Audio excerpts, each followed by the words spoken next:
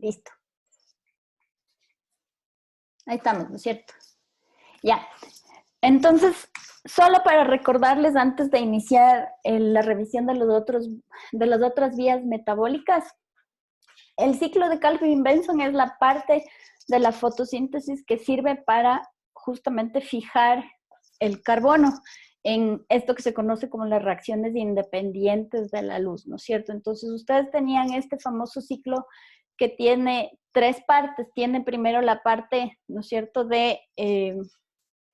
tiene primero el proceso de carboxilación, que es donde interviene, ¿no es cierto?, esta famosísima enzima, la rubisco, la ribolosa 1,5-bifosfato carboxilasa oxigenasa, y esta enzima ayuda, ¿no es cierto?, a que la ribolosa 1,5-bifosfato, que es un compuesto de 5 carbonos, se una a una molécula de CO2, ¿ya? Entonces, este primer paso, esta unión de estos dos compuestos, uno de 5 carbonos y el CO2 de un carbono, es lo que conocemos como carboxilación, y aquí se produce un compuesto que es altamente inestable porque tiene estos dos grupos fosfato en los extremos. Es una molécula con una carga energética demasiado fuerte, y entonces esta molécula de 6 carbonos se termina rompiendo, se termina quebrando en dos moléculas de 3 carbones que son idénticas, ¿no es cierto?, que es el 3-fosfoglicerato.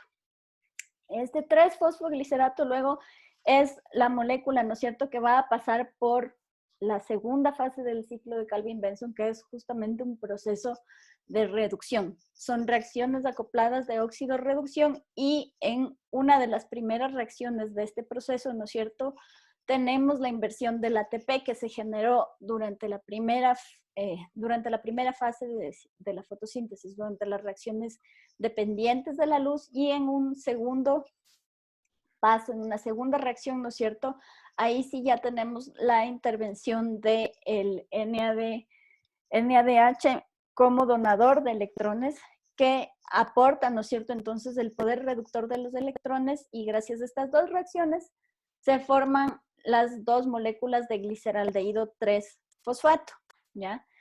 Aquí es donde nosotros obtenemos las moléculas que luego pueden ser convertidas, ¿no es cierto?, en azúcares para todos los procesos de biosíntesis y energía. Una cosa súper importante que no les he dicho hasta ahorita es que esta molécula de 3 carbones del gliceraldehído 3-fosfato puede ser directamente utilizada dentro de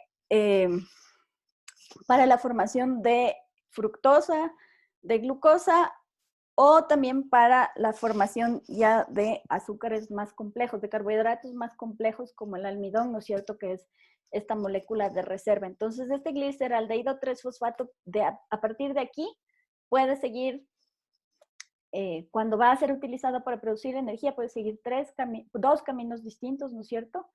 Y lo que resta de gliceraldehído 3-fosfato, ¿no es cierto?, va a continuar en el ciclo de Calvin-Benson justamente para regenerar la molécula que inició el ciclo, que es esta molécula de 5 carbonos, la ribolosa 1,5-bifosfato. Aquí, nuevamente, la célula, ¿no es cierto?, va a tener que hacer un aporte de energía bastante considerable para justamente en una serie de procesos. Aquí, en esta fase del ciclo de Calvin-Benson, ustedes tienen más o menos unas 10 reacciones, como vieron en el video, ¿no es cierto?, en donde a partir de las 5 moléculas de gliceraldehído 3-fosfato que van a completar el ciclo, nosotros tenemos, ¿no es cierto?, una suerte de rearreglo de los carbones para obtener, ¿no es cierto?, las moléculas de ribolosa 1,5-bifosfato que iniciaron este proceso. Iniciamos el proceso con 3 moléculas de ribolosa bifosfato, 3 moléculas de CO2, se produce a partir de estas moléculas, ¿no es cierto?, una molécula de gliceraldehído 3-fosfato que va a formar azúcares, y las 5 restantes, ¿no es cierto?, sirven para completar el ciclo y regenerar las 3 moléculas de ribolosa 1,5-bifosfato, ¿ya? Ese es el ciclo de Calvin-Benson, y este ciclo se ejecuta, ¿no es cierto?, cuando en el ambiente, como vimos ayer, hay un exceso, hay disponibilidad alta de CO2, y la concentración de CO2 es mayor a la concentración de oxígeno. Cuando la concentración de oxígeno es mayor que la concentración de CO2, la célula en cambio ingresa, ¿no es cierto?, al proceso de fotorrespiración. Este proceso de fotorrespiración a veces también recibe el nombre de ciclo oxidativo fotosintético C2, porque entonces aquí lo que vamos a tener es que en la primera fase, ¿no es cierto?, previa al ciclo de Calvin-Benson, no se van a obtener dos moléculas exactamente iguales, ¿no es cierto?, de ribosa 1,5-bifosfato, sino que como la rubisco ya no funciona como carboxilasa, sino como oxidasa, la rubisco va a incorporar en lugar de CO2, ¿no es cierto?, va a interactuar con el oxígeno molecular y entonces la molécula que se forma ya no es una molécula de 6 carbones, sino una molécula de 5 carbones que al partirse, ¿no es cierto?, se parte de manera desigual. Se produce una molécula de 3 carbones, que es la molécula de fosfoglicerato, pero la otra molécula que se produce, la de 2 carbones, es la molécula de fosfoglicolato, ¿ya? Esta molécula de 2 carbones del fosfoglicolato, entonces, tiene que ser utilizada por la célula para seguir una serie de procesos y así poder recuperar este carbono que potencialmente se podría estar desperdiciando. Entonces, este 2-fosfoglicolato va a seguir, ¿no es cierto?, el proceso de fotorrespiración y este proceso es un proceso que involucra en realidad más de un organelo en la célula. Como vimos ayer, ¿no es cierto?, el primer paso ocurría dentro del cloroplasto, pero luego, ¿no es cierto?, el producto de la primera reacción que sufre el fosfoglicolato, que es ya el glicolato netamente, ¿no es cierto?, va a salir del cloroplasto y se va a dirigir hacia el peroxisoma. En el peroxisoma se inicia lo que se conoce como la vía del glicolato y entonces aquí nuevamente, ¿no es cierto?, el glicolato va a transformarse, ¿no es cierto?, primero en glioxilato, que es un proceso que para la célula es súper importante porque aquí la célula vuelve a utilizar el oxígeno molecular que está presente, ¿no es cierto?, dentro de la célula y transforma entonces el glicolato a glioxilato. Este proceso para la célula es súper importante porque en realidad también es un proceso que protege a la célula. Cuando el oxígeno está presente en exceso, ustedes deben acordarse, esto deben haber visto en otras, en bioquímica, por ejemplo, el oxígeno tiende a formar radicales libres, ¿no es cierto? Y una vez que forma radicales libres, el oxígeno puede fijarse a una serie infinita de moléculas porque es muy reactivo y produce al final del día daño celular, produce envejecimiento celular y entonces la célula tiene que encontrar un mecanismo para protegerse de esto. Entonces, cuando el oxígeno aquí es utilizado para reaccionar con el glicolato, se produce este glioxilato y es un proceso de protección celular. Entonces, en realidad, no todo lo que tiene que ver con la fotorrespiración, a pesar de ser un proceso ineficiente desde el punto de vista energético, es malo. De hecho, se ha visto que para la célula, justamente por este tema de la protección contra la acción del oxígeno, es un proceso beneficioso y por eso es que ocurre de manera normal, ¿ya? Entonces, el oxígeno va a reaccionar con el glicolato, se forma el glioxilato y aquí, luego de una serie de reacciones, incluyendo una reacción de aminación, se produce un aminoácido con el que ustedes deben estar familiarizados, que es la glicina. Entonces, esta glicina ahora sí va a salir del peroxisoma y va a ser transportada hacia la mitocondria, en donde la mitocondria, ¿no es cierto?, va a sufrir nuevamente un proceso de oxidorreducción, va a participar en reacciones de oxidorreducción, donde nuevamente se vuelve a desaminar, se juntan dos glicinas y van a producir una molécula de otro aminoácido que es la serina. La serina va a volver a regresar al peroxisoma.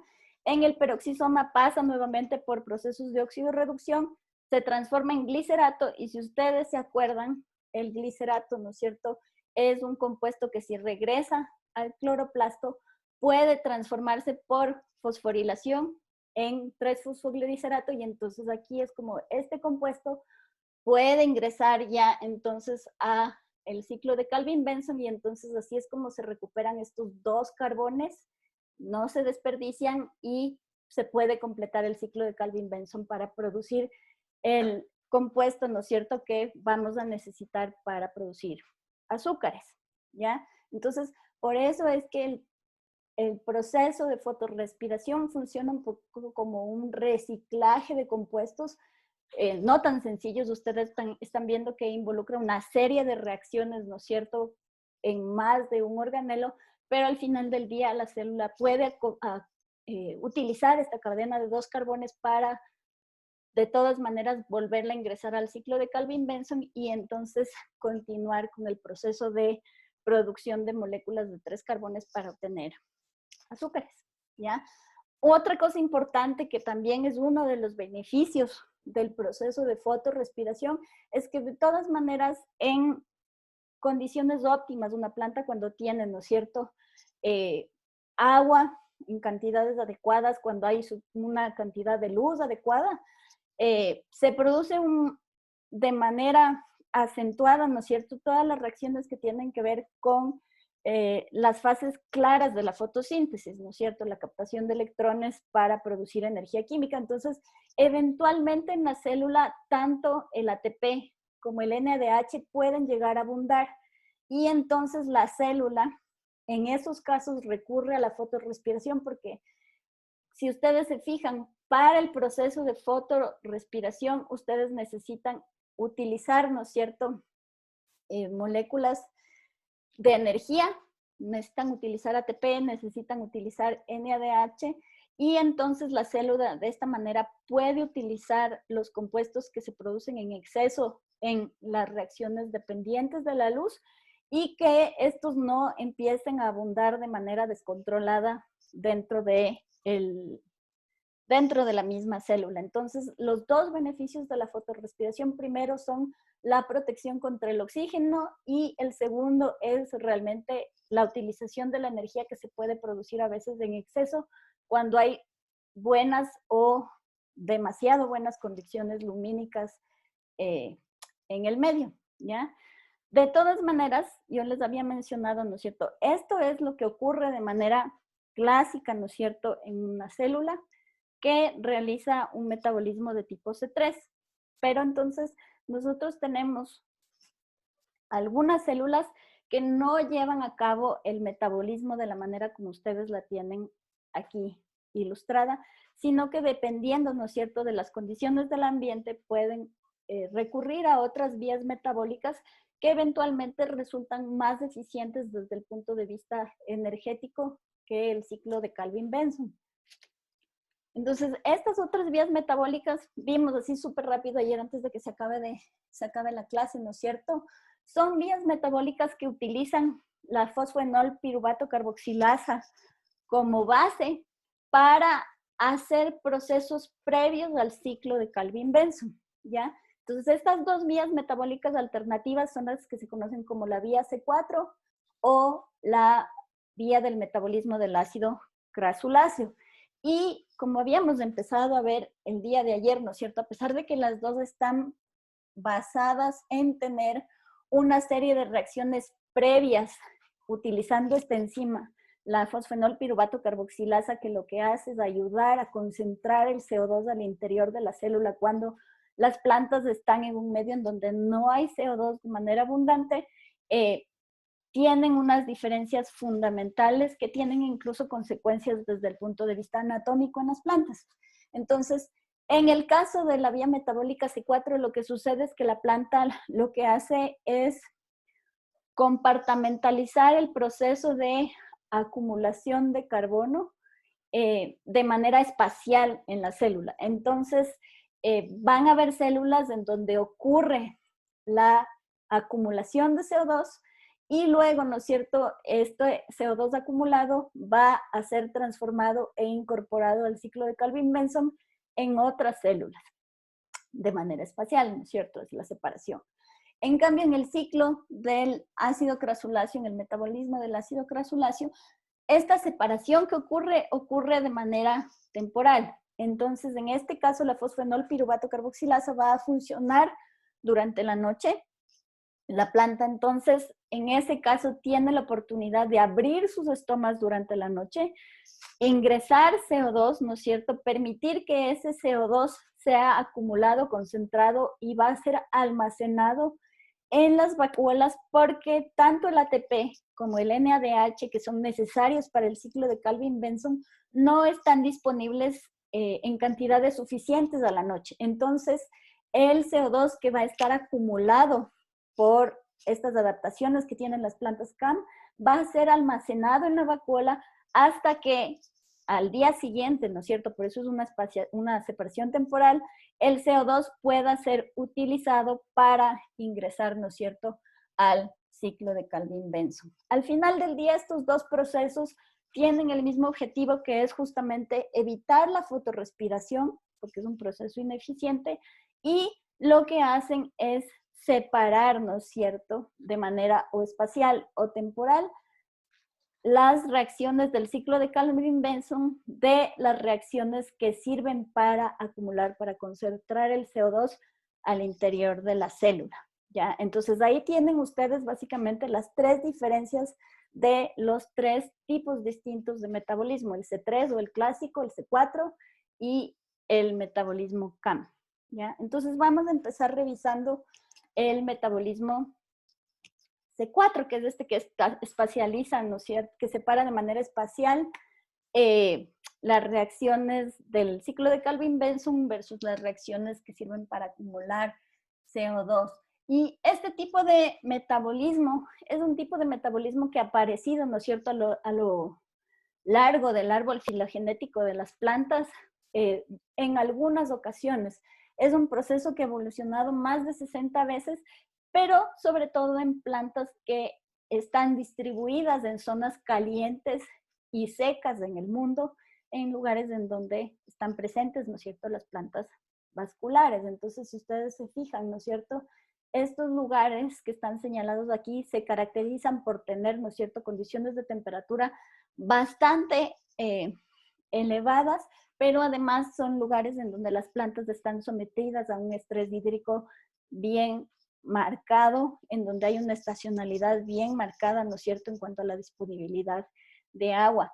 Y una consecuencia directa que tiene este tipo de metabolismo C4 es que permite acumular de manera considerable la cantidad de biomasa, ¿no es cierto?, en estos lugares. Entonces, esto funciona como una ventaja evolutiva para estas plantas, que son alrededor de unas 8,000 especies que están distribuidas, como ustedes pueden ver, ¿no es cierto?, de manera súper aleatoria a lo ancho del árbol de la vida, ¿ya?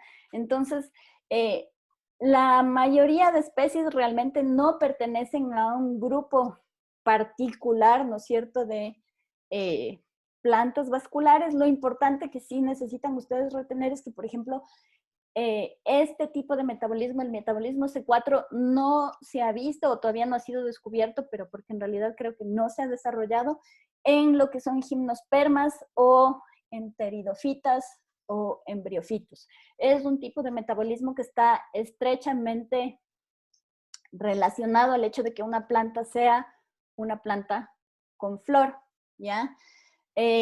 Hay una poca cantidad de especies en lo que nosotros llamamos ahora las eudicotiledonias. La mayoría de las especies C4, eso sí, pertenecen sobre todo a 27 linajes de familias de monocotiledonias, ¿ya? Y una gran proporción de estas pertenecen sobre todo a la familia de las poáceas, ¿ya? Algunas de estas son bastante familiares para ustedes porque en realidad son especies que nosotros les conocemos por su importancia económica bastante extendida, ¿no es cierto? Entonces tenemos especies como la caña de azúcar, el maíz, el sorgo, el mijo, todas estas gramíneas, ¿no es cierto?, que nosotros como seres humanos hemos sabido aprovechar de manera extensiva, tienen en común que tienen este metabolismo C4, este metabolismo de acumulación de carbono. Y todas estas especies, ¿no es cierto?, como les dije anteriormente, provienen de regiones que son calientes, que están sometidas a condiciones de temperatura muy altas y a un estrés hídrico muy marcado. Entonces, en este caso, estas son especies de plantas que van a tender, ¿no es cierto?, a cerrar los estomas, ¿no es cierto?, durante el día para poder conservar el agua, pero justamente el cierre de los estomas va a prevenir que el CO2 ingrese de manera abundante a la célula. Entonces, al prevenir el ingreso del CO2 a la célula, el oxígeno empieza a concentrarse y a existir de manera más abundante, ¿no es cierto?, que el CO2. Entonces, en ese caso, en lugar de que estas plantas arranquen el proceso de fotorrespiración, lo que van a hacer es iniciar, ¿no es cierto?, lo que conocemos nosotros como este ciclo C4. Este ciclo C4 básicamente es un ciclo de acumulación o de concentración de CO2 dentro de la célula y esta acumulación de CO2 se hace a partir de iones de bicarbonato. Entonces, estos iones de bicarbonato, gracias a la fosfenol piruvato carboxilasa, se van a convertir, ¿no es cierto?, gracias a este ciclo C4, en CO2 y entonces luego ya este CO2, una vez que existe en condiciones elevadas, una vez que está presente en concentraciones mayores que el oxígeno, ¿no es cierto?, permite que la rubisco, esta famosa enzima, ¿no es cierto?, actúe como una carboxilasa y se dé inicio al ciclo de Calvin-Benson, ¿no es cierto?, para producir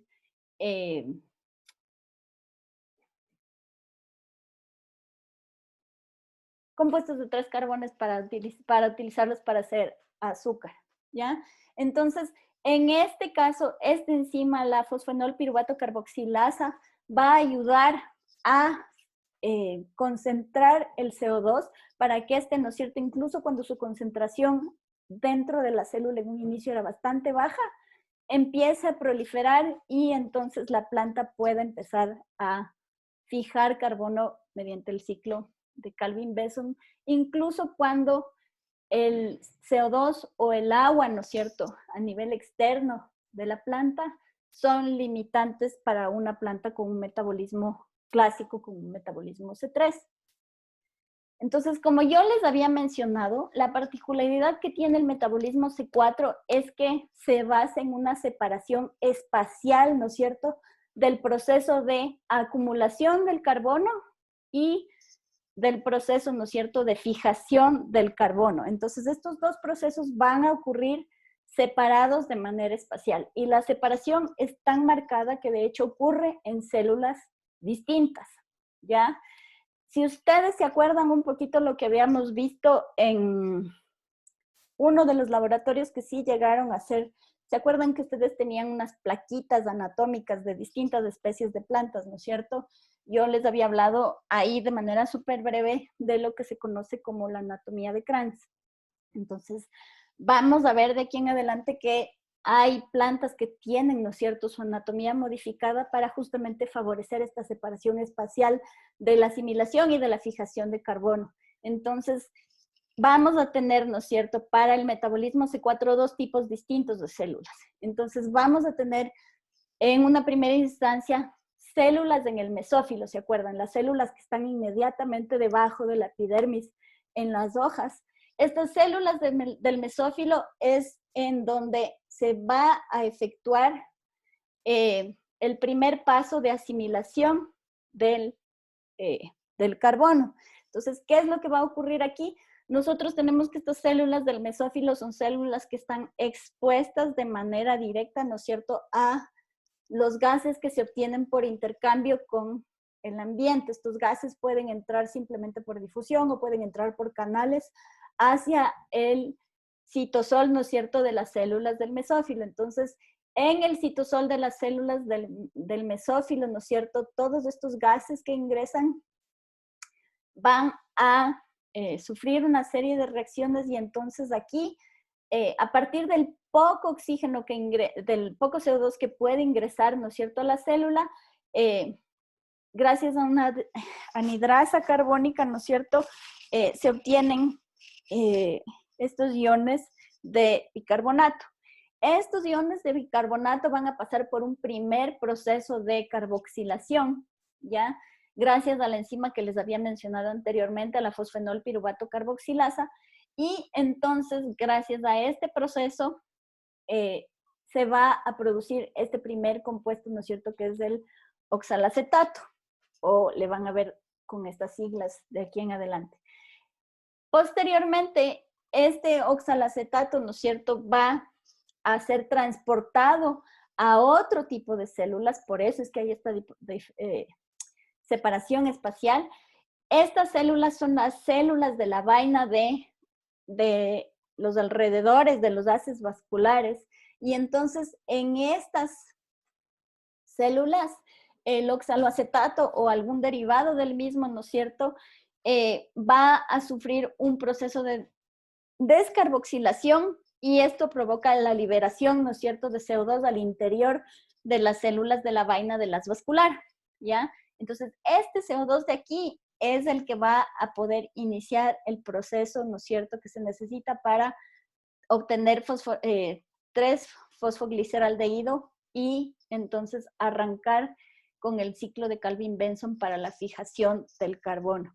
Posteriormente, ¿no es cierto?, de este proceso se obtienen compuestos o metabolitos que van a regresar hacia las células del mesófilo para convertirse en fosfenolpiruvato, y entonces este fosfenolpiruvato puede volver a iniciar, ¿no es cierto?, el paso de la primera carboxilación que pertenece al ciclo C4, ¿ya?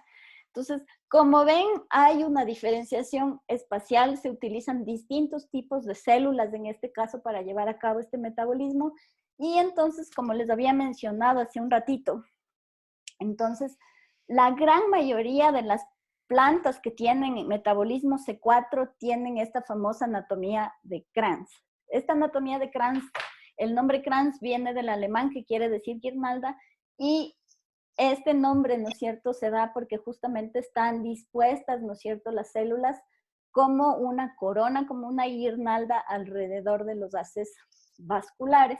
Y entonces, ¿no es cierto?, tanto las células del mesófilo como las células de la vaina y como las células del haz vascular tienen funciones especializadas, ¿ya? Entonces, estas células de la vaina van a formar un anillo alrededor del tejido vascular, y espacialmente, ¿no es cierto?, las funciones van a ir ocurriendo en el siguiente orden. Ustedes tienen que en las células del mesófilo, que son las verdes, ¿no es cierto?, aquí va a ocurrir el proceso de acumulación, ¿no es cierto?, del carbono. Ese carbono va a pasar a las células de la vaina. En las células de la vaina es en donde va a ocurrir el proceso de fijación del carbono, y aquí es en donde va a ocurrir, ¿no es cierto?, la conversión de estas moléculas de 3 carbones en fructosa y al final en sacarosa o en almidón, para que estos pasen posteriormente, ¿no es cierto?, a los haces vasculares, más en concreto hacia el floema, porque si acuerdan ustedes, por el xilema se obtiene agua. Por el floema, en cambio, ya se transportan, ¿no es cierto?, los productos de la fotosíntesis, los fotosintatos, hacia las otras partes de la célula, ¿ya? Entonces, aquí es como ligamos un poquito todos estos procesos de los que hemos venido hablando desde algunas clases atrás, ¿ya? Entonces, esta anatomía es la anatomía que tienen la gran mayoría de plantas C4, ¿ya? Entonces, estos procesos aquí tienen simplemente otra manera de visualizar más o menos lo mismo. En este caso, ustedes tienen aquí el corte de una hojita de, parece maíz, pues, un poco cotiledonia. Yo me acuerdo porque tiene esta como, los haces vasculares tienen como cara de calaverita, pero tienen justamente ustedes, ¿no es cierto?, otra vez, los haces vasculares, tienen ustedes las células, ¿no es cierto?, de la vaina alrededor, y luego tienen ustedes las células del mesófilo. Entonces, el CO2, ¿no es cierto?, va a entrar a las células del mesófilo, es convertido, ¿no es cierto?, gracias a la anhidrasa carbónica, en iones de bicarbonato. Estos iones de bicarbonato se transforman en oxaloacetato, ¿no es cierto? El oxalacetato en una tercera fase se transforma en malato. El malato es el compuesto que va a ser transportado, ¿no es cierto?, ya hacia las células de la vaina. Aquí sufre, ¿no es cierto?, nuevamente una transformación para liberar CO2, es una decarboxilación, y entonces este CO2 es el que va a poder ingresar ya al ciclo de Calvin-Benson, y los productos secundarios de esta reacción, ¿no es cierto?, son transformados para que el piruvato pueda regresar, ¿no es cierto?, a la célula del mesófilo y arrancar nuevamente el ciclo C4. Hasta ahí tenemos más o menos claro cómo funciona el metabolismo C4. Señores. Bueno, yo asumo que sí. Ahora, en un principio se pensaba, ¿no es cierto?, que esto era como súper sencillo y que todas las plantas que tienen este metabolismo C4 funcionan exactamente de la misma manera, pero se ha ido viendo que hay unos distintos tipos, ¿no es cierto?, unas pequeñas variaciones. Si ustedes se acuerdan, son más o menos unas 8,000 especies que presentan, ¿no es cierto?, este tipo de metabolismo. Entonces, en realidad se están descubriendo como distintos tipos asociados a este ciclo C4, y dependen, ¿no es cierto?, mucho de las enzimas que están asociadas a las reacciones químicas. Entonces, el primer subtipo, el que les acabo de hecho de explicar, es el que se conoce como el subtipo de la enzima malato NADP dependiente.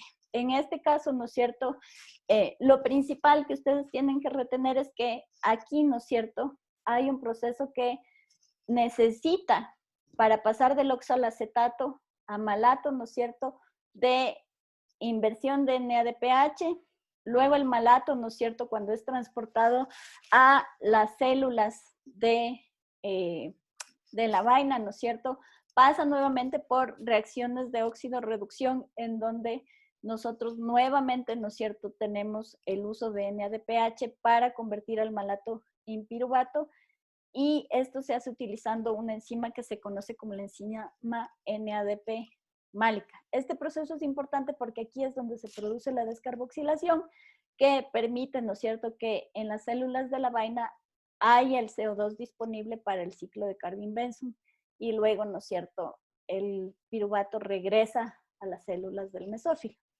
Otro tipo de metabolismo C4, en cambio, es el que se conoce como el subtipo enzima malato NAD dependiente. En este caso, la enzima que se utiliza, ¿no es cierto?, ya no es una enzima NADPH málica, sino es la enzima NAD málica. Son nuevamente reacciones de óxido-reducción, pero la enzima que interviene es ligeramente diferente, y eso implica que entonces todos los compuestos intermedios, ¿no es cierto?, entre el oxalacetato y el malato van a ir cambiando ligeramente, pero a la final, como el sustrato y el producto son los mismos, se puede producir la reacción de descarboxilación, ¿no es cierto?, que permite ir acumulando CO2 para el ciclo de Calvin-Benson, y nuevamente, ¿no es cierto?, a partir de estas reacciones se obtiene piruvato. El piruvato sufre unas reacciones también un poquito diferentes a las que vimos en el primer subtipo, pero regresa igual a la célula del mesófilo para formar, ¿no es cierto?, la fosfenol piruvato carboxilasa, que es la que permite transformar los iones de bicarbonato en oxalacetato, ¿ya? No necesito que se aprendan los nombres exactos de todas las reacciones, pero sí quiero que noten un poquito las diferencias, ¿no es cierto?, que existen en cuanto a las enzimas utilizadas y los procesos que se van a llevar a cabo asociados a estas enzimas. La última vía es una que se conoce como la subtipo PEP carboxiquinasa. Nuevamente aquí la diferencia es justamente en la enzima, ¿no es cierto?, que nos permite pasar del malato al piruvato, produciendo, ¿no es cierto?, el CO2 que se va a utilizar para el ciclo de Calvin-Benson. Entonces, estos tres tipos son recientemente descubiertos, son cosas que de pronto no van a encontrar necesariamente en todos los libros de fisiología. Generalmente se habla solamente, ¿no es cierto?, como el ciclo C4 previo al ciclo de Calvin-Benson, que sirve, ¿no es cierto?, para acumular el CO2 en las células para la fijación de carbono. Ahora, una cosa súper importante que se ha visto últimamente es que no necesariamente las especies de plantas se restringen, ¿no es cierto?, a un solo tipo de estos procesos que les acabo de mencionar, sino que por lo general las plantas, en algunas especies que se han estudiado, lo que hacen es combinar estas tres vías, estos tres subtipos, dependiendo un poco de las condiciones ambientales o, ¿no es cierto?, de las distintas condiciones fisiológicas de la misma planta. Entonces, no todas las plantas se restringen a uno de los tipos, son vías, como quien dice, facultativas. ¿Ya?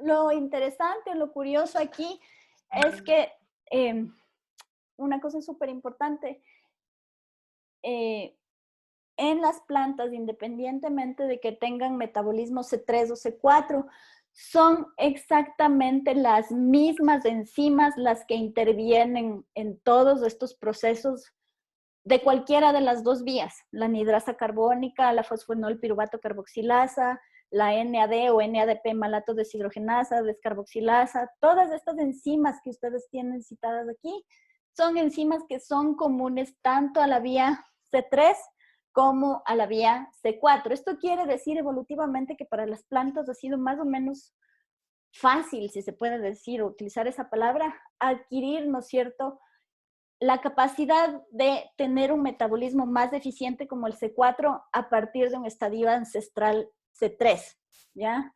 Y esto desde el punto de vista útil es súper importante porque eso quiere decir que de manera práctica, ¿no es cierto?, nosotros podemos ir aprovechando esto para introducir características de metabolismos más eficientes como el C4, ¿no es cierto?, en cultivos C3 como el arroz, como la soya, para que se pueda aprovechar un poco mejor las condiciones ambientales y se pueda acumular más biomasa, ¿no es cierto?, en estas especies de utilidad para el hombre.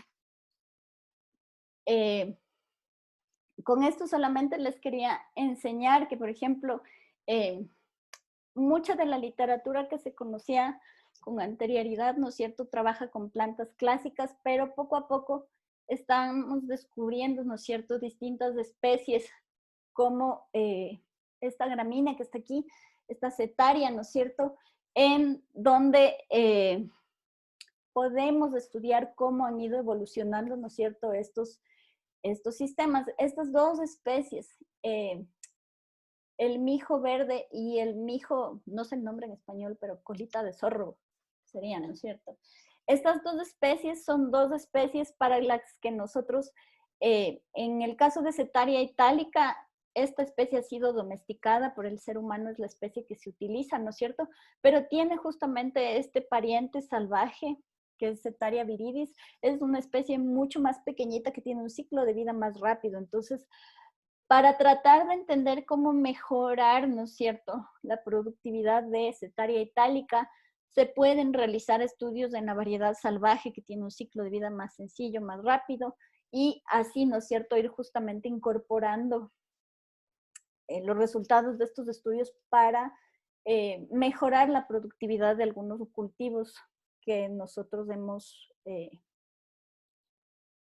sabido aprender a aprovechar. Entonces, ¿cómo en las plantas pudo evolucionar, ¿no es cierto?, este metabolismo C4 a partir del metabolismo C3? Esto tiene que haber involucrado, ¿no es cierto?, cambios en la anatomía de las hojas. Entonces, esto quiere decir que a lo largo del tiempo, primero tuvo que haber ido acumulándose la cantidad de células de la vaina alrededor, ¿no es cierto?, de los haces vasculares en relación a las células del mesófilo. Entonces, poco a poco, a lo largo del tiempo, se fueron generando, ¿no es cierto?, un mayor número de células de la vaina y la diferenciación entre las dos, ¿no es cierto?, se fue marcando, se fue acentuando. Si ustedes se fijan, las células del mesófilo, ¿no es cierto?, y las células de la vaina tienen el arreglo de los cloroplastos, ¿no es cierto?, de manera súper diferenciada. En el caso de las células de la vaina, los cloroplastos están más orientados, ¿no es cierto?, hacia el lumen de los haces vasculares, mientras que las células del mesófilo tienen los cloroplastos completamente dispersos por el citosol. Esto tiene consecuencias funcionales, pero todas estas diferencias de número de las células, de organización de los cloroplastos, de disposición de las células, ¿no es cierto?, reflejan básicamente cambios en la expresión génica, ¿no es cierto?, de estas especies a lo largo del tiempo. Entonces, tenemos ya algunas especies que están siendo utilizadas, ¿no es cierto?, como modelos de estudio, y en el caso de algunos géneros, ustedes tienen aquí este famoso género Flaveria. Este género es importante porque dentro del mismo género, ustedes tienen una gran cantidad de especies y dentro del género podemos ver, ¿no es cierto?, cómo hay especies que son C3, ¿no es cierto?, que tienen el metabolismo clásico. Hay especies que tienen el metabolismo C4 y curiosamente han ido apareciendo especies que tienen, como quien dice, un estadio intermedio entre los dos metabolismos. Estas especies son especies que, como les dije brevemente el día de ayer, a veces pueden funcionar como especie C3, a veces pueden funcionar como especie C4. No es fijo, la planta puede ir variando, puede ir expresando uno u otro metabolismo, ¿no es cierto?, dependiendo de las condiciones ambientales. Y entonces en este caso este género Flaveria es un género súper interesante para estudiar, ¿no es cierto?, y entender cómo es que los distintos tipos de metabolismo han ido evolucionando. Y lo que tienen ustedes aquí, por ejemplo, es un esquemita, ¿no es cierto?, que les enseña a ustedes cómo son las distintas células que están presentes dentro de estas especies del género Flaveria, ¿no es cierto? Aquí hay especies que son C3, aquí hay especies que son C4, y estas que están aquí, C2, son justamente estas especies que tienen, ¿no es cierto?, como quien dice, la capacidad de utilizar C3 o C4 de manera facultativa. Entonces pueden ver ustedes que justamente hay una diferenciación en la organización al final del día, ¿no es cierto?, de cloroplastos, de organización de las células, y entonces ustedes pueden ver cómo cada una de las fases, ¿no es cierto?, que componen los distintos metabolismos espacialmente se pueden organizar en las distintas especies del género para justamente permitir la acumulación de CO2 o para justamente también llevar a cabo procesos de fosforrespiración si es que no hay, ¿no es cierto?, la posibilidad de fotorrespiración, cuando no hay la posibilidad de acumular el CO2, como es en el caso de las especies C3. ¿Ya? Entonces, en estas especies que son facultativas, ¿no es cierto?, lo que sí ocurre es que en las células del mesófilo, ¿no es cierto?, se van a llevar a cabo los procesos que permiten, ¿no es cierto?, obtener a partir del proceso de fotorrespiración estos compuestos de 2 carbones. Por eso es que se les conoce como plantas con metabolismo C2. Este compuesto de 2 carbones va a pasar, como en el caso de las células C4, ¿no es cierto?, va a pasar a las células de la vaina, y entonces en las células de la vaina aquí ocurre un proceso que se conoce como la bomba fotorrespiratoria, y entonces ese proceso de 2 carbones, ¿no es cierto?, va a sufrir una serie de reacciones que permiten reasimilar, ¿no es cierto?, el CO2, y que entonces este pueda pasar a el ciclo de Calvin-Benson, ¿ya? Entonces, se piensa, ¿no es cierto?, que de manera teórica, el paso de un metabolismo C3 hacia un metabolismo C4 ha estado estrechamente relacionado, ¿no es cierto?, con eventos ambientales presentes, ¿no es cierto?, en la atmósfera, a los cuales las plantas fueron respondiendo. El primero de ellos tiene que haber sido, ¿no es cierto?, una limitación considerable en el ambiente de la concentración o cantidad de CO2 disponible para las plantas. Entonces, esta limitación de CO2 es un factor de estrés climático que pudo haber provocado, ¿no es cierto?, en las plantas una duplicación de genes. Esta duplicación de genes hizo que las plantas sufran una serie de modificaciones que llevaron, ¿no es cierto?, a el surgimiento de este modo intermedio, la fotosíntesis C2, una vez que las plantas, ¿no es cierto?, adquirieron esta capacidad nuevamente, ¿no es cierto? La planta desarrolló el ciclo C4 para justamente balancear la cantidad de metabolitos, ¿no es cierto? En este caso, presentes dentro de la célula, metabolitos con nitrógeno, y la necesidad de balancear, ¿no es cierto?, esos metabolitos con nitrógeno dentro de la célula hizo que finalmente nosotros terminemos, ¿no es cierto?, con un ciclo C4 que sirva a la vez también para acumular el C2 en las células del mesófilo. Entonces, como vimos, ya para regresar un poco a la parte anatómica y fisiológica, ¿no es cierto? Las plantas C3 y las plantas C4 tienen unas diferencias anatómicas importantes, además de las diferencias bioquímicas que estamos viendo en cuanto a ciclos, ¿no es cierto? Entonces, en el caso de las plantas C3, ¿no es cierto? Nosotros tenemos aquí este corte de una planta C3, aquí este corte de una planta C4.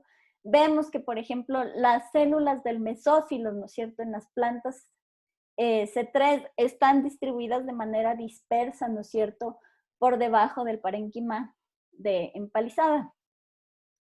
En las células, en las plantas C4, en cambio, las células del mesófilo, ¿no es cierto?, no están tan dispersas, están acumuladas, pero por debajo, ¿no es cierto?, de las células del mesófilo están las células de la vaina, que son las que están apuntadas con la flechita roja, ¿no es cierto?, rodeando completamente a los haces vasculares. En el caso de la anatomía C3 no se puede visualizar propiamente dicho, ¿no es cierto?, estas células de la vaina formando una corona, pero sí son células que están presentes, ¿no es cierto?, en la cercanía de los haces vasculares. Y como estamos viendo con el ejemplo de Flaveria, ¿no es cierto?, tenemos estos géneros en donde hay toda esta gradación entre metabolismo C3 hasta metabolismo C4.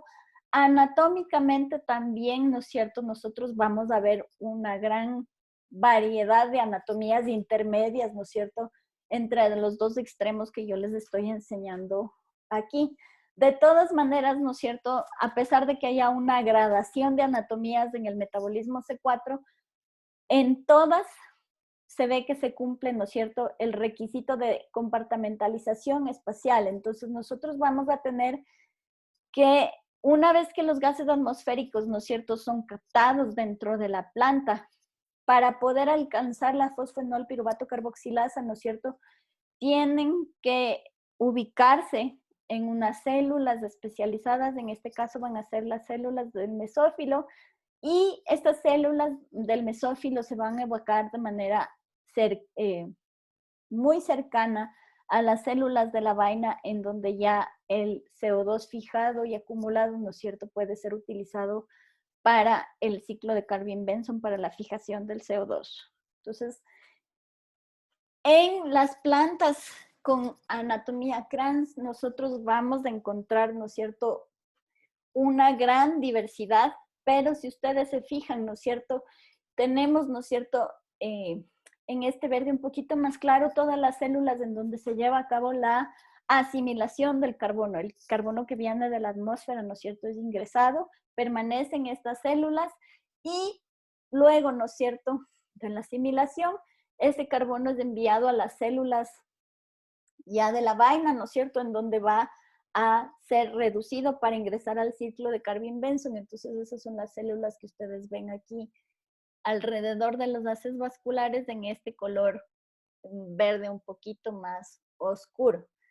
Entonces, en las plantas con metabolismo C4 tienen ustedes todas estas distintas anatomías y el arreglo va a ir cambiando, ¿no es cierto?, dependiendo de si las hojas son planas, como este Amaranthus retroflexus o como esta especie de Basia, o si las hojas de una u otra manera, ¿no es cierto?, tienen una morfología un poquito más redondeada, como en el caso, ¿no es cierto?, de esta salsola o de esta crasulaceae que se llama sueda.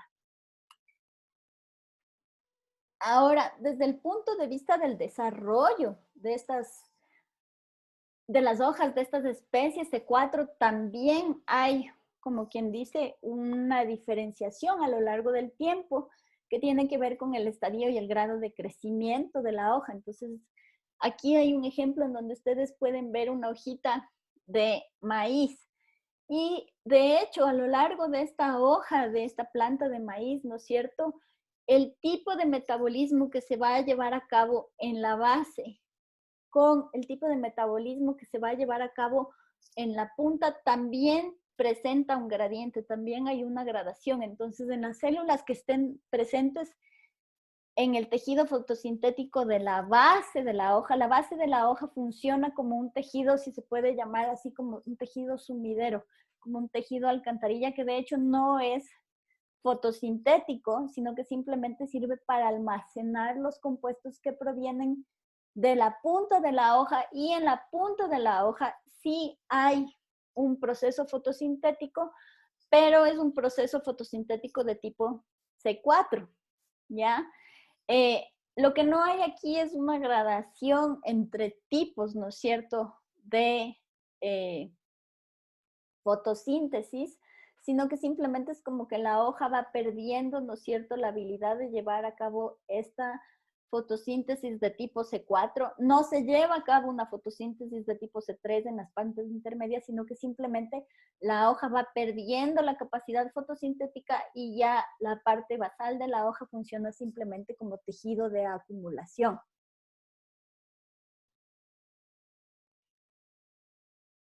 ¿Hasta ahí tienen alguna pregunta? ¿Alguna cosa que no les quede muy claro que quieran revisar? Bueno, entonces en resumen, este tipo de metabolismo, el metabolismo C4, es un tipo de metabolismo que está presente en más o menos unas 8.000 especies, ¿no es cierto?, de plantas, y es un proceso que ha evolucionado varias veces a lo largo de la evolución de las angiospermas, ¿no es cierto?, a partir de el metabolismo clásico, el metabolismo C3, ¿ya? Entonces, en este tipo de metabolismo, en las células del mesófilo, la fosfenol piruvato carboxilasa es la enzima que va a permitir la asimilación del carbono, ¿no es cierto? Es una carboxilasa.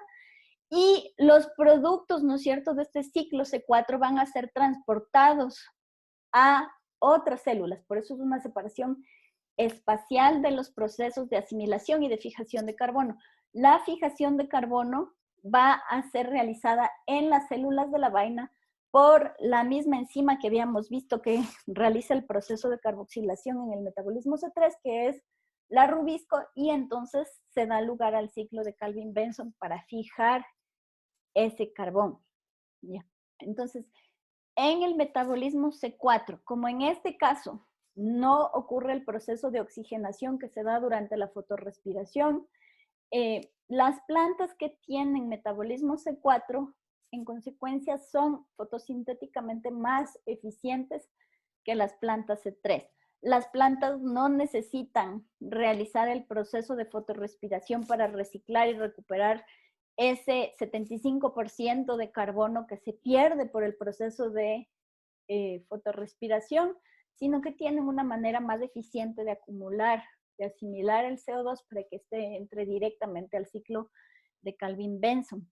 Y la última consecuencia, que es una ventaja para las plantas que tienen el metabolismo C4, es que como las plantas tienen la capacidad, ¿no es cierto?, de cerrar los estomas, hay una baja conductancia estomatal. Esa baja conductancia estomatal, si ustedes se acuerdan lo que vimos durante el capítulo de transporte del agua, ¿no es cierto?, implica que entonces estas plantas con metabolismo C4 son mucho más eficientes en el uso de la poca agua que pueden obtener del suelo que una planta C3.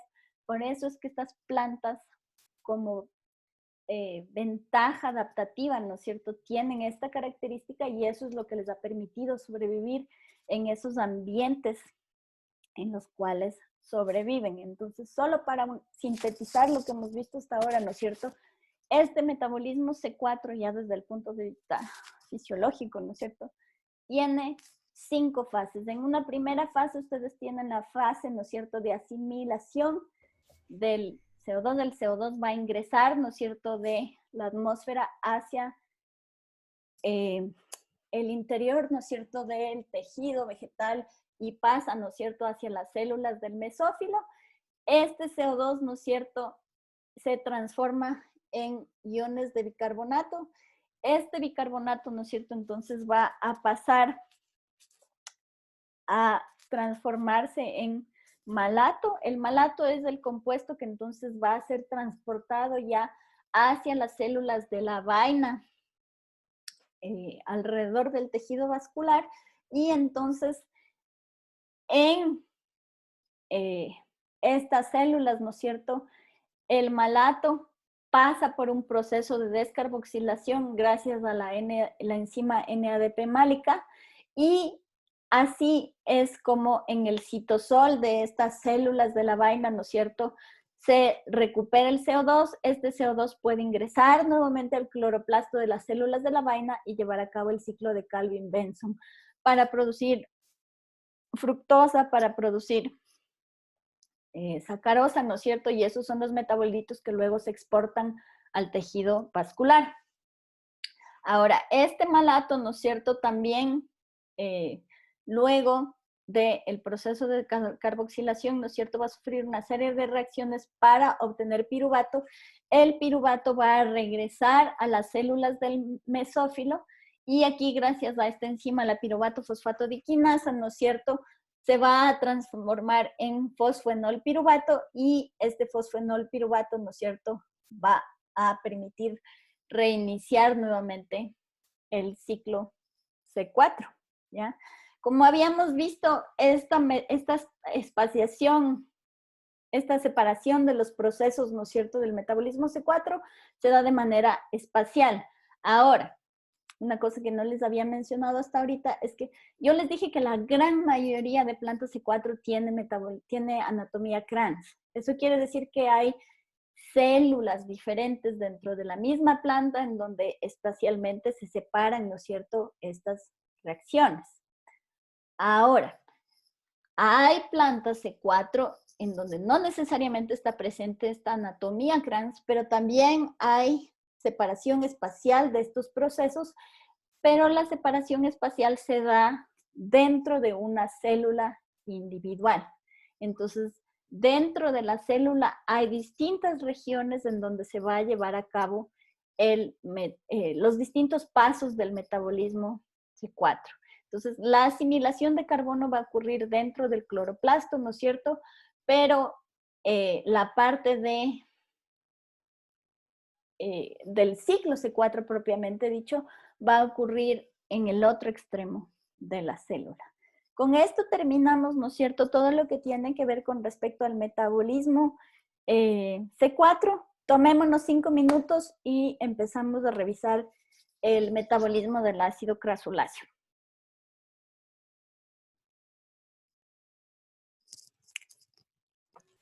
Profe. Dime. Yo me conecté unos 5 o 7 minutos tarde y no creo que me puso lista. No sé si es que... Ya te anoto, Daniela. No hay Ya. problema. Gracias, profe. ¿Ya? Luis, a mí también me pasa lo mismo. Quería saber si puedes ahorita en este tiempito repetir rapidito eso de los artículos. Ya, solo déjame ir a traer un vasito de agua ya porque me quedé sin voz. Antes de empezar la siguiente parte. Ya, de una. Espérame un ratito.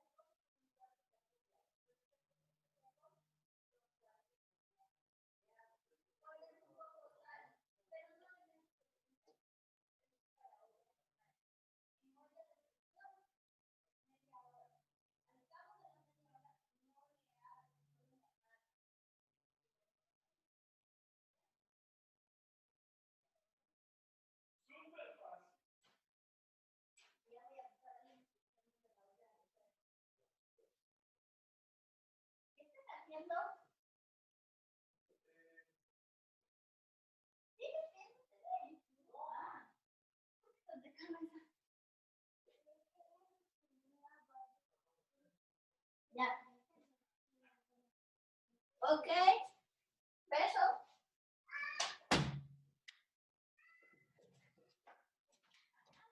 Clases, solo me tomé un descansito. Espérame un ratito. Sí. Solo quiero ver. ¿Ya snaqueaste? No. No. ¿Y ya estás con hambre?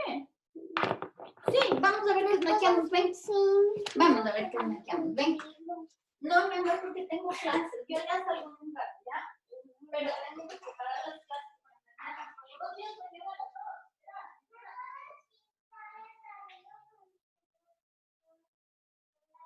Ya, antes de almorzar, yo salgo y te pinto. Oye, ¿qué va a ser un día medio bici, no? Yo tengo clases mañana. Sí, pues vamos a hacer un día medio bici. Tienes 3 clases, 2 clases.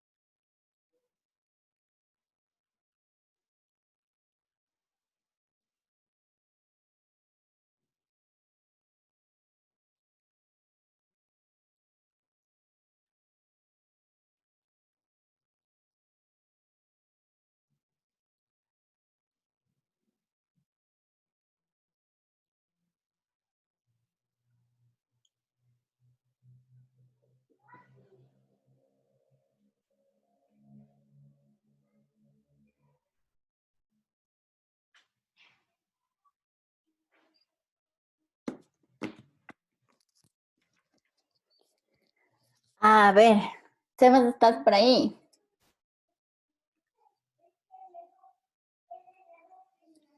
Sebas. Ya, verás. Entonces, aquí en el EVA, en el aula virtual, les creé este que dice número 12, pósters laboratorio. ¿Ya? En la primera carpeta están los artículos y el último PDF es este que dice sorteo artículos póster. Espérame, ya le abro.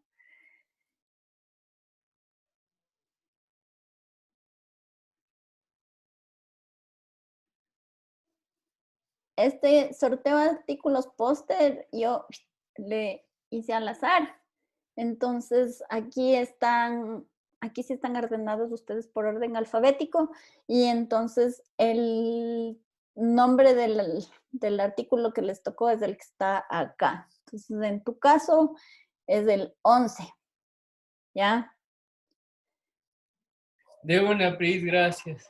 Ya, entonces aquí en esta misma carpeta, en este mismo apartado, en este que dice pósters, ustedes tienen hasta cansarse, ¿no es cierto? Ejemplos, guías, tutoriales, pero aquí en la descripción de la tarea, o sea, en el espacio en donde tienen que cargar el póster, está en resumido el formato que ustedes tienen que utilizar. Pueden hacerlo horizontal o vertical, no hay problema. Eso ya depende de si deciden utilizar este Better Poster Format que está en los archivos. No le hagan caso a la parte que dice que se debe presentar en formato impreso, eso no se puede, ¿ya? Entonces van a leer el artículo, van a sintetizar, ¿no es cierto?, lo más importante del artículo y en función a eso hacer un póster.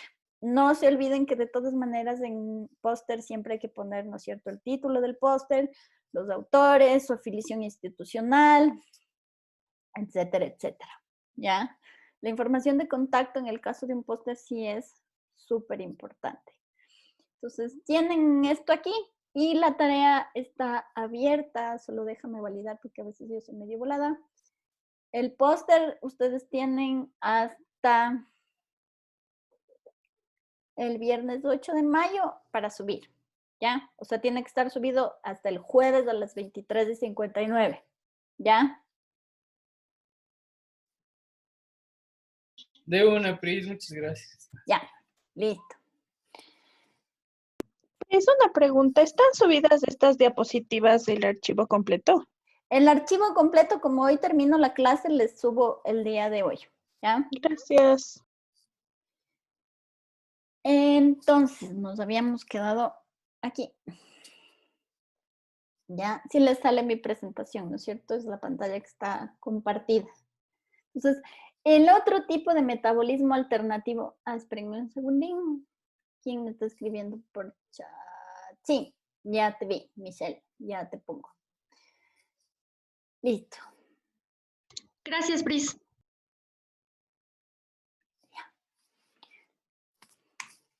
Entonces, ¿qué? Ya.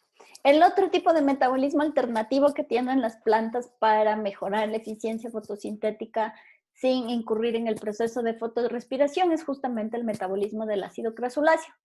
Y de la misma manera que el metabolismo C4 es un metabolismo, ¿no es cierto?, que se basa en esta enzima, en la fosfoenol piruvato carboxilasa, para justamente, ¿no es cierto?, empezar el proceso de asimilación del CO2 y permitir que éste se acumule dentro de las células. Entonces, este proceso, como les mencioné brevemente cuando iniciamos la clase, es un proceso que también trabaja con una división, con una separación de los eventos, ¿no es cierto?, que tienen que ver con la asimilación del carbón y los que tienen que ver con la fijación del carbón, pero en este caso la separación, como ustedes pueden ver en esta esquemita, es temporal. Entonces, el primer proceso, el proceso de asimilación del carbono, es un proceso que se va a realizar durante la noche, ¿ya? el carbono, ¿no es cierto? El CO2 que se va acumulando, ¿no es cierto? Va a ser guardado dentro de la vacuola de las células, no se guarda directamente como CO2, sino que se convierte, ¿no es cierto?, en ácidos, en derivados ácidos del CO2, y en el día, cuando ya hay cantidades suficientes de ATP y de NADH más, y de NADPH, estos ácidos, ¿no es cierto?, sufren un proceso de descarboxilación para formar CO2, y este CO2 es utilizado entonces en el proceso de fijación del carbono. Entonces, este metabolismo del ácido crasuláceo tiene varios pasos que están separados de manera temporal. Entonces, la captación de CO2 desde el primer evento, este proceso es un proceso que se efectúa por la noche, porque entonces aquí las plantas pueden abrir los estomas sin tener que preocuparse por perder agua por evapotranspiración, ¿no es cierto?, al abrir los estomas. Luego de la captación del CO2, ¿no es cierto?, luego de que éste ingresa, el CO2, ¿no es cierto?, es convertido por la anhidrasa carbónica en iones de bicarbonato, ¿no es cierto? Y estos iones de bicarbonato, ¿no es cierto?, son utilizados por la fosfoenol piruvato carboxilasa para, ¿no es cierto?, ser fijado y convertido, ¿no es cierto?, en estos ácidos de 4 carbones que van a ser acumulados y guardados, almacenados en un tercer paso dentro de la vacuola. Esta primera carboxilación que ocurre aquí produce, ¿no es cierto?, como sustrato, como productos secundarios, ¿no es cierto?, fosfato inorgánico. Estos ácidos de 4 carbones que se producen se van a guardar y almacenar durante la vacuola, y una vez que arranca el día y la planta puede empezar a llevar a cabo las reacciones dependientes de la luz de la fotosíntesis y producir ATP, producir NADPH, estos ácidos van a sufrir, ¿no es cierto?, entonces ya una descarboxilación. Esta descarboxilación es una descarboxilación diurna, ¿no es cierto?, que va a liberar CO2 y también libera ácidos de 3 carbones. Estos ácidos de 3 carbones, ¿no es cierto?, se van a almacenar, se van a transformar en almidón, y este almidón, ¿no es cierto?, posteriormente sirve para producir fosfoenol piruvato y poder dar inicio nuevamente al ciclo. Entonces, como ustedes ven, aquí hay la producción, ¿no es cierto?, de 2 tipos distintos de ácidos, ácidos de 4 carbones, ácidos de 3 carbones, y de los ácidos de 4 carbones pasamos por un proceso de descarboxilación, ¿no es cierto?, a la producción y acumulación de CO2, que son los que se utilizan para que la rubisco, estas moléculas se utilizan para que la rubisco lo fije, ¿no es cierto?, durante el día, a pesar de que la planta tiene los estomas cerrados y ya no puede incorporar más CO2 hacia el interior. Entonces, estos ácidos, por eso el metabolismo se conoce como el metabolismo de los ácidos grasuláceos. Estos ácidos orgánicos se van a acumular durante la noche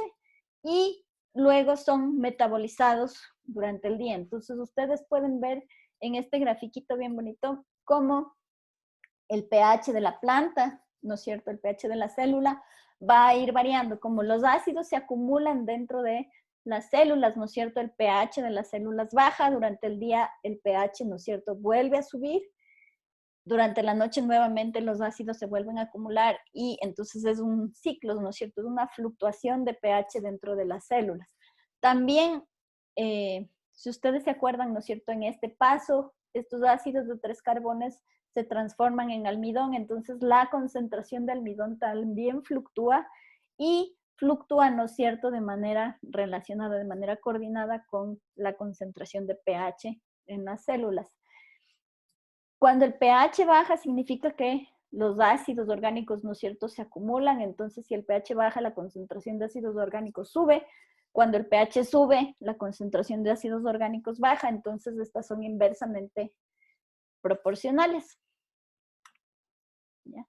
Entonces, como vimos, ¿no es cierto? El metabolismo CAM tiene fases distribuidas, ¿no es cierto?, a lo largo del día y la noche. Entonces, en la primera fase, que es la que se inicia, ¿no es cierto?, una vez que cae el sol, la cantidad de energía lumínica realmente desciende, ¿no es cierto?, de manera dramática. Entonces, en la primera fase del metabolismo CAM, la planta inicia, ¿no es cierto?, esta fase con la apertura de estomas y con la asimilación de CO2. Una vez que la planta ha asimilado, ¿no es cierto?, el CO2, este CO2 es convertido en estos ácidos que son almacenados en la vacuola, porque no pueden ser utilizados, ¿no es cierto?, no hay energía suficiente. Una vez que arranca el día, ¿no es cierto?, una vez que hay nuevamente energía lumínica, aquí se inicia la fase 2 y aquí es donde ya la rubisco, ¿no es cierto?, nuevamente se activa, porque entonces, gracias a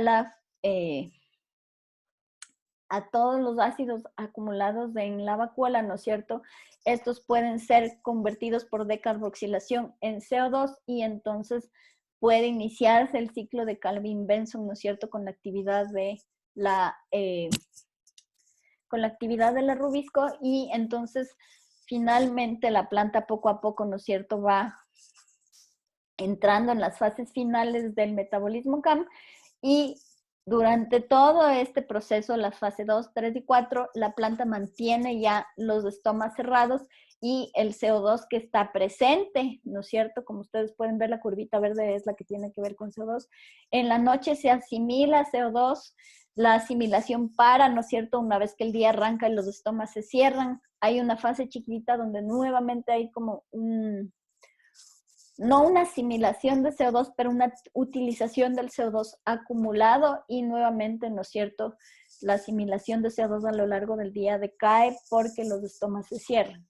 Una vez que vamos acercándonos otra vez, ¿no es cierto?, a las horas cercanas ya al ocaso, poco a poco otra vez empieza a aumentar la concentración de CO2 porque los estomas se abren. Entonces, en el metabolismo CAM, ¿no es cierto?, las reacciones de fijación del carbono están separadas, ¿no es cierto?, en conjuntos de reacciones que ocurren durante el día y durante la noche, y entonces las distintas enzimas que se van a ir activando, ¿no es cierto?, son enzimas que corresponden a una de las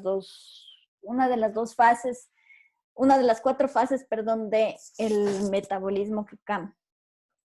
¿Ya? De la misma manera que el metabolismo C4, evolutivamente, el metabolismo CAM apareció, ¿no es cierto?, en las plantas vasculares, en momentos en los que se produjo, ¿no es cierto?, una baja de CO2 en la atmósfera. Entonces fue una respuesta evolutiva de las plantas a concentraciones bajas de CO2 en la atmósfera. Entonces se desarrollaron estos mecanismos para poder captar el CO2 del ambiente y un poco concentrarlo dentro de las células para utilizarlo de manera más eficiente en el momento de la fijación. El origen del metabolismo CAM se asume o se postula que es todavía más antiguo que el metabolismo C4, pero no es un metabolismo que se ha desarrollado o que ha evolucionado de manera tan extensa como el metabolismo C3. El metabolismo CAM está presente en varias familias, hay más de 35 familias de plantas, pero estas están confinadas, ¿no es cierto?, solamente a ciertos linajes dentro de las angiospermas. Entonces, por ejemplo, ustedes tienen familias bastante grandes, como por ejemplo el caso de las orquidáceas, donde ustedes tienen un número de especies bastante alto, y este metabolismo, ¿no es cierto?, es mucho más predominante, está presente con mayor frecuencia, ¿no es cierto?, en las especies en estos linajes completos. Incluso dentro de las mismas del mismo orden de las poales, en donde vimos anteriormente que el metabolismo C4 es bastante abundante. Por ejemplo, tenemos algunas especies como la piña, que es de la familia Bromeliaceae, donde también, ¿no es cierto?, tenemos este metabolismo CAM. Entonces, en este caso, otra vez estamos hablando de especies de plantas que que tienen algún tipo de estrés relacionado, ¿no es cierto?, a la provisión de agua. La mayoría de las plantas CAM son plantas que son xerófitas, eso quiere decir que viven en ambientes séricos, en ambientes donde hay un estrés hídrico, o incluso son plantas que son epífitas, ¿ya? Cuando las plantas son epífitas, también tienen que desarrollar estrategias adicionales para poder, ¿no es cierto?, obtener agua para todos sus procesos metabólicos de una manera un poquito más complicada, ¿no es cierto?, que el resto de las plantas. Nosotros tenemos algunas plantas CAM que también son económicamente importantes, ¿no es cierto? Les mencioné que las orquídeas son un grupo grande de plantas CAM, y dentro de las orquídeas una de las más conocidas ya desde el punto de vista de botánica económica es la vainilla. Tenemos, ¿no es cierto?, algunas bromelias, que son plantas CAM, el famoso aloe, que también es una monocotiledonia, ¿no es cierto?, con propiedades medicinales, el ágave, ¿no es cierto?, de donde viene el tequila y de donde ahora se está produciendo etanol.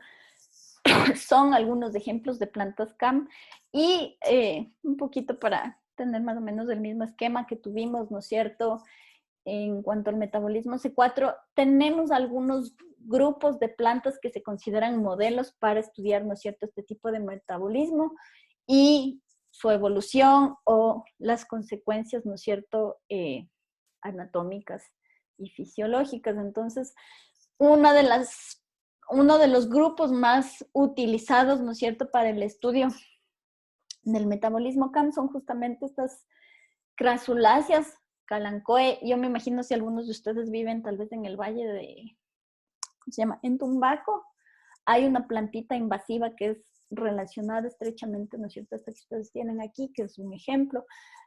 Muchas de las cactáceas, ¿no es cierto?, son utilizadas como plantas modelo para el estudio del metabolismo CAM. Ustedes tienen aquí esta que se llama Opuntia cochinillífera. Esta es importante porque justamente de aquí es de donde se sacaba el carmín, este tinte, ¿no es cierto?, rojo. Muchas clusiáceas también son plantas CAM y se utilizan la misma piña.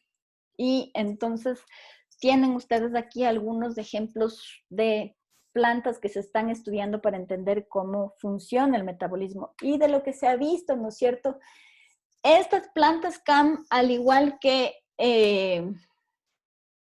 las plantas C4, no son siempre, no se restringen siempre a este metabolismo, sino que hay plantas, ¿no es cierto?, que pueden oscilar o pueden cambiar, ¿no es cierto?, el metabolismo de acuerdo a, nuevamente, las condiciones ambientales, ¿ya? Entonces, la anatomía de las plantas CAM hay una cosa súper importante, y es que en este caso, ¿no es cierto?, en lugar de tener modificaciones tan dramáticas como la anatomía Kranz, ¿no es cierto?, de las plantas C4, lo que se ha visto es que las plantas que presentan este tipo de metabolismo son plantas en donde las células están realmente bien compactadas. Los espacios intercelulares son muy, muy, muy reducidos y, o sea, eso quiere decir que entre las células, ¿no es cierto?, casi no hay mucha superficie para el intercambio, ¿no es cierto?, con el medio extracelular. Y en este caso también tenemos células, ¿no es cierto?, en donde tenemos, por ejemplo, vacuolas grandes. La proporción de la vacuola con respecto al tamaño de la célula es considerable, y entonces estas plantas, por lo general, las plantas que tienen el metabolismo CAM presentan suculencia, ¿ya? Aunque de todas maneras la suculencia no es necesariamente un requisito para ser una planta CAM. Si ustedes se fijan, por ejemplo, en algunas especies de orquídeas, las más pequeñitas, por ejemplo, a pesar de que en este caso las células, las hojas no son tan coriáceas, no presentan suculencias, de todas maneras estas sí tienen, ¿no es cierto?, la capacidad de tener metabolismo CAM. Entonces, para resumir, ¿no es cierto?, en el caso de este tipo de metabolismo, la cantidad de especies que tienen metabolismo CAM es mucho más grande que la cantidad de especies que tienen metabolismo C4. Sin embargo, estas especies sí están confinadas, ¿no es cierto?, en linajes mucho más definidos, no están tan dispersas a lo largo del árbol evolutivo de las angiospermas como las plantas con el metabolismo C4. Y de la misma manera que en el metabolismo C4, aquí la enzima, ¿no es cierto?, que inicia la primera fase del ciclo que comprende el metabolismo CAM es la fosfoenol piruvato carboxilasa, y gracias a esta enzima, ¿no es cierto?, esta primera carboxilación que ocurre está separada del proceso, ¿no es cierto?, ya de carboxilación que lleva a cabo la rubisco, pero en este caso la separación es de tipo temporal. Entonces, la primera parte, la primera carboxilación, es una carboxilación que ocurre durante la noche cuando la planta, la primera parte de asimilación del carbono ocurre durante la noche cuando la planta puede, ¿no es cierto?, abrir los estomas, ingresa el CO2, ¿no es cierto?, y entonces este CO2 pasa por este proceso de asimilación y se convierte en ácidos que van a ser almacenados en las vacuolas. Entonces, durante la noche se evidencia que las células, ¿no es cierto?, en donde se lleva a cabo este tipo de metabolismo, sufren un proceso de acidificación, desciende su pH. Y entonces, este proceso es un proceso que ayuda a que la planta no pierda tanta agua por evapotranspiración, porque los estomas se abren solamente durante este tiempo, ¿no es cierto? Entonces son plantas que tienen un mecanismo eficiente para el uso del agua, ¿ya? De todas maneras, este metabolismo, ¿no es cierto?, no es un metabolismo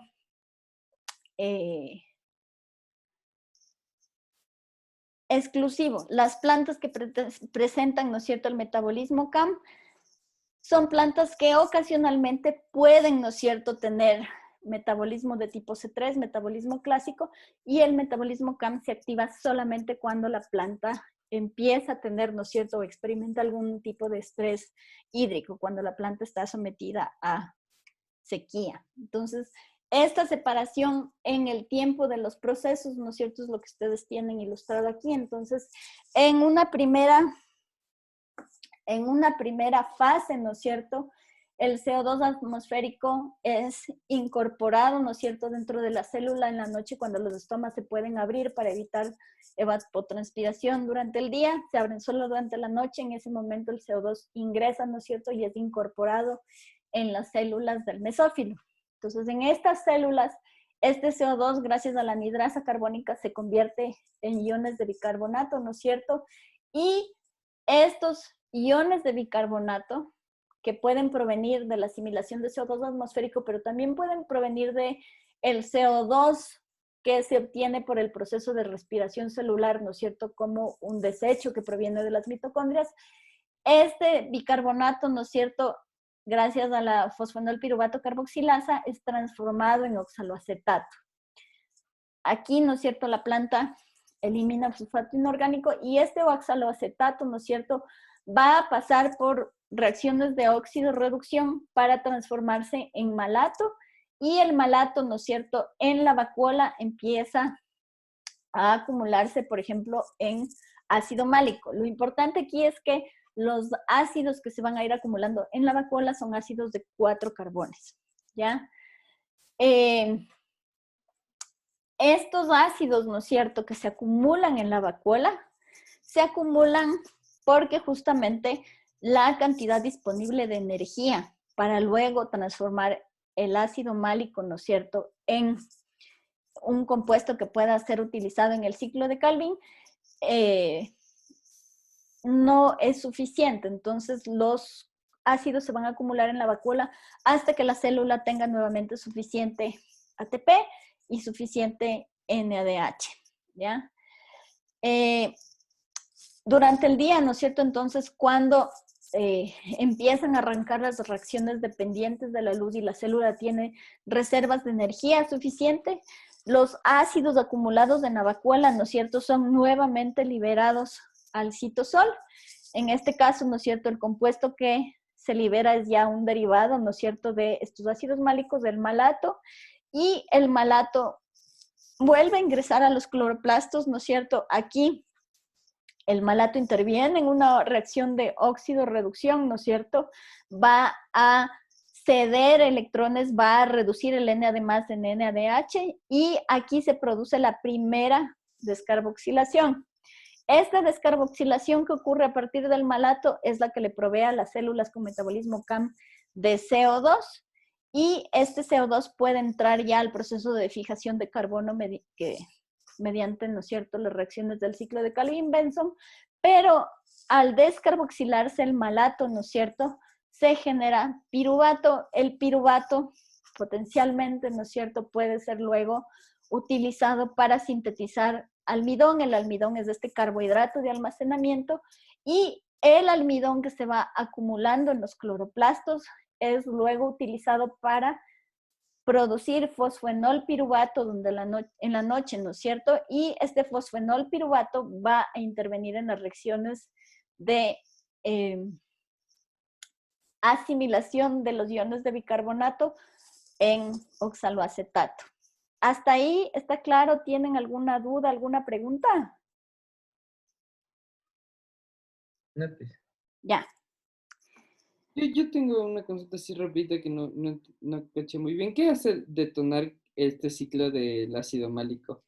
El metabolismo del ácido crasuláceo puede ser un metabolismo que está presente de manera permanente en algunas especies, pero también en otras especies es un tipo de metabolismo que puede arrancar cuando justamente la planta empieza a sufrir algún tipo de estrés hídrico, ¿ya? Entonces, cuando la planta tiene estrés hídrico, su primera respuesta, ¿qué es lo que hace la planta para no perder tanta agua? La planta cierra los estomas, ¿no es cierto?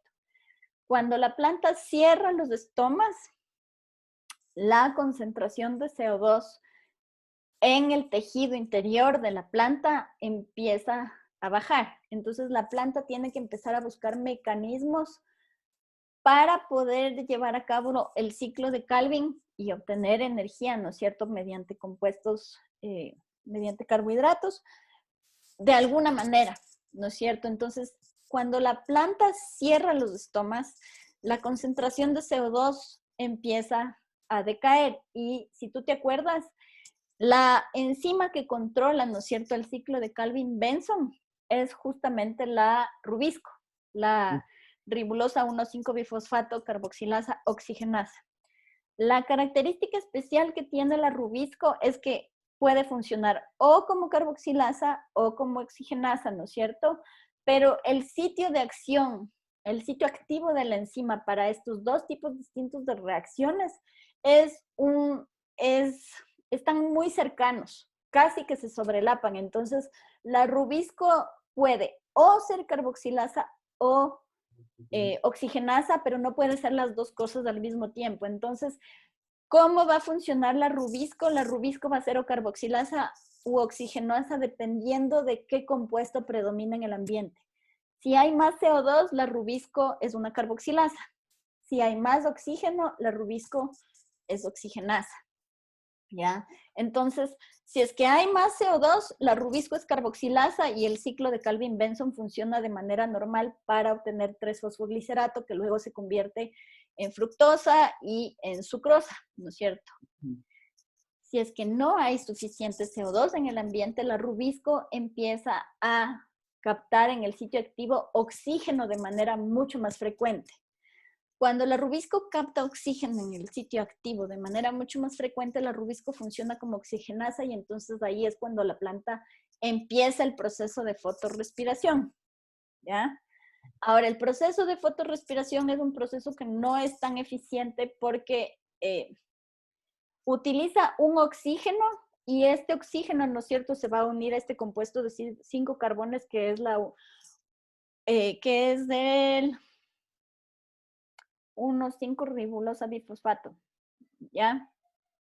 Entonces, cuando la rubisco se une al CO2, juntas un compuesto de 5 carbones más el CO2 que tiene un carbón, formas un compuesto intermedio de 6 carbones que se rompe en 2 mitades iguales y estas dos pueden entrar al ciclo de Calvin-Benson sin ningún problema, no se desperdicia nada, ¿no es cierto?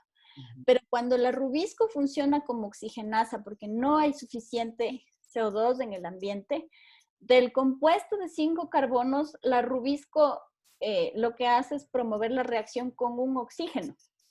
Entonces ya no formas un compuesto intermedio de 6 carbones, sino que sigues con un compuesto intermedio de 5 carbones.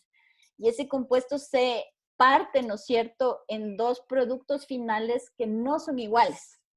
El uno es un compuesto de 3 carbones que puede ingresar al ciclo de Calvin-Benson.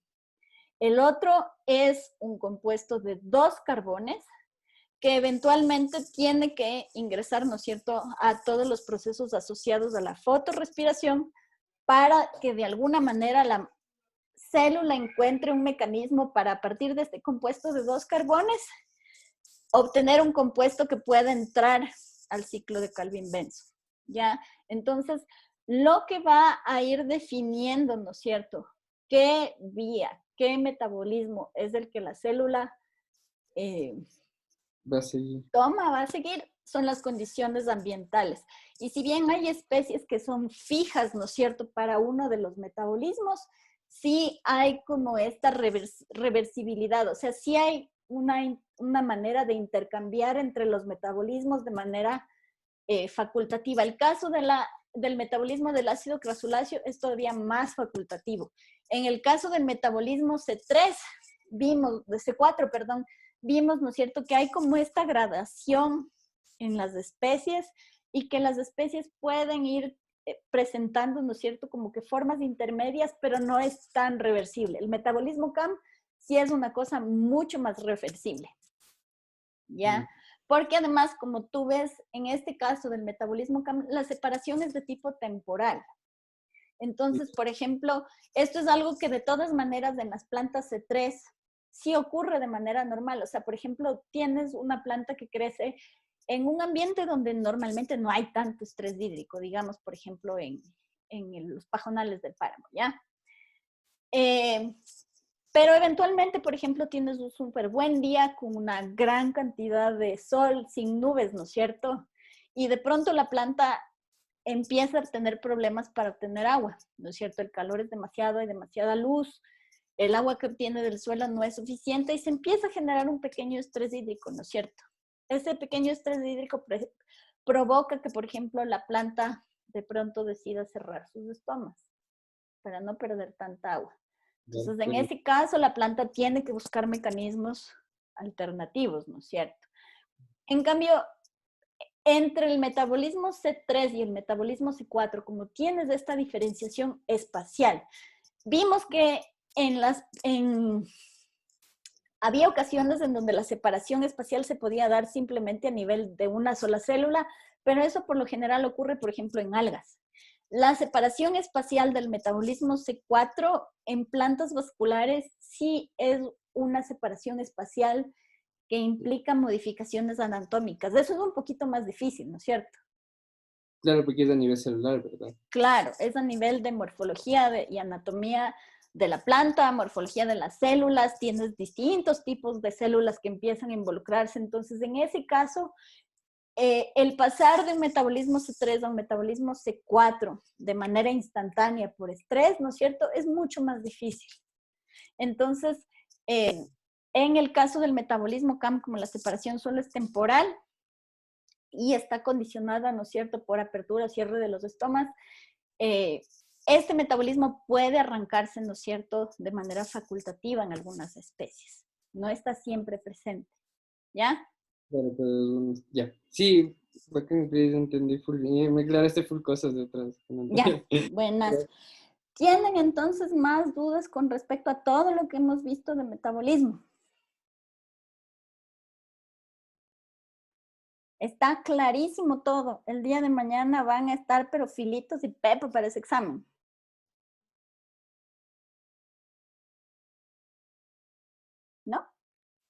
Si no hay compuestos, todo bien.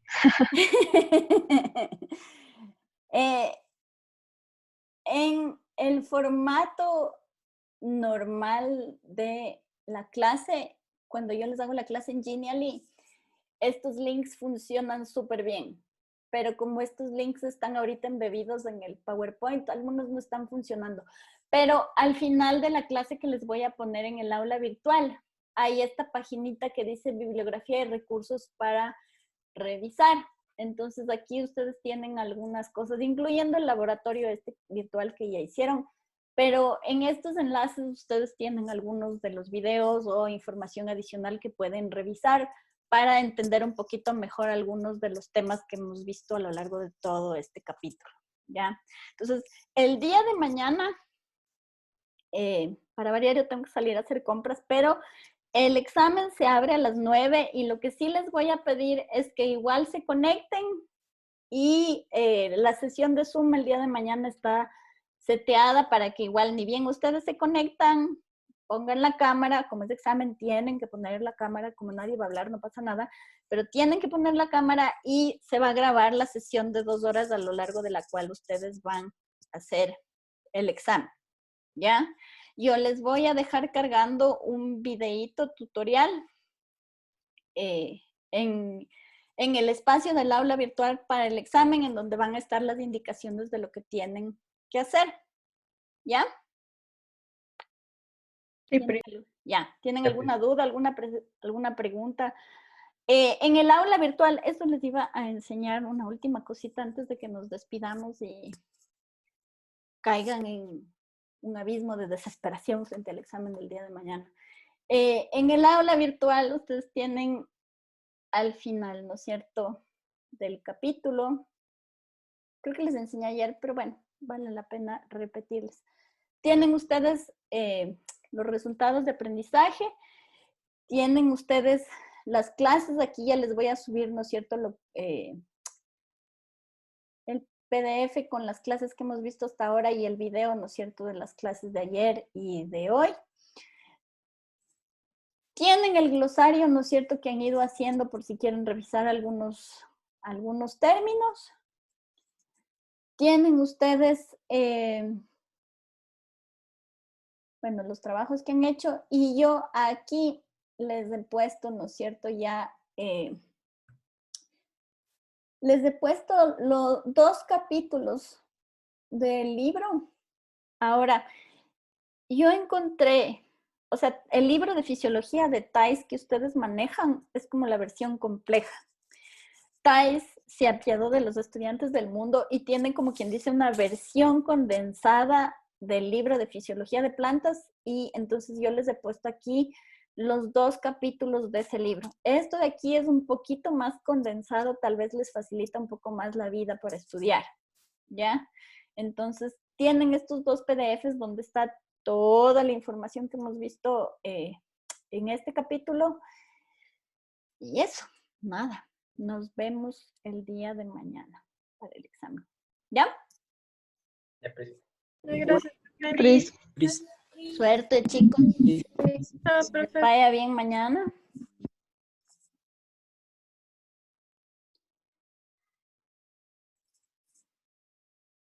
¿Dónde?